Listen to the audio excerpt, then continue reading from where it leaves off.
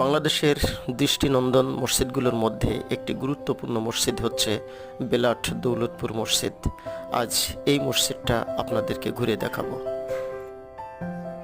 বাংলাদেশের খুবই গুরুত্বপূর্ণ শিল্প প্রতিষ্ঠান আকিজ গ্রুপের অন্যতম কর্ণধার জনাব মহিউদ্দিন আহমেদ এবং তার সেই আদ্দিন ফাউন্ডেশনের সরাসরি তত্ত্বাবধানে এবং দানে কিন্তু এই মসজিদটা নির্মাণ করা হয়।